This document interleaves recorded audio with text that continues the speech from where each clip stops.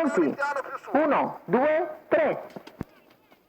Buona la prima, con veloce British Matley che prende la testa nei confronti Numero 12 all'esterno Demetra di Boavista GWS Pax, squalificato. mentre in corda rimane Corsa del Nord con accanto Benvenuta DL. Numero 4 Conan Drey è già terza, squalificato. 2 Italia che ha volato nella giravolte ed è già a tiro dei primi.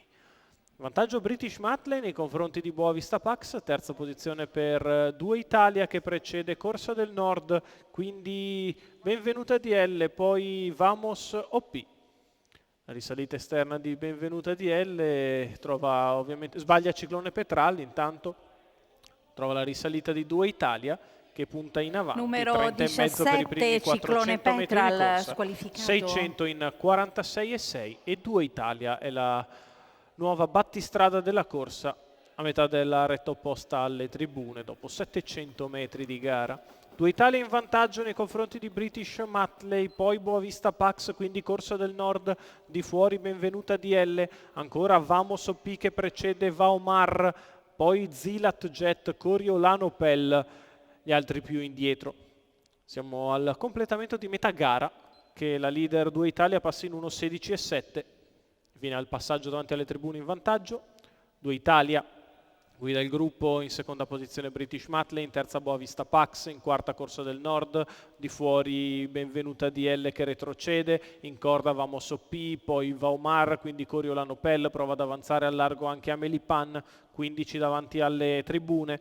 2 Italia continua a guidare il gruppo, ora praticamente in fila indiana. Seconda posizione per British Matley, la terza per Boavista Pax, la quarta per Corso del Nord, poi Vamos OP e Vaomar, frazione in 15,4 sulla curva di destra.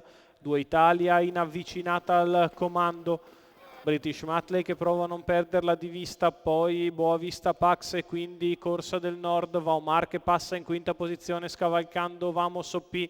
2 Italia in nettissima evidenza nei confronti di British Matley e Boavista Pax, poi Corsa del Nord e Vaomar, questi 5 nettamente avanti agli altri. Stacca 2 Italia che viene a completare la prova di rientro in Italia al minimo dei giri. Vittoria di 2 Italia nei confronti di British Matley, Boavista Pax, Corsa del Nord e Vaomar.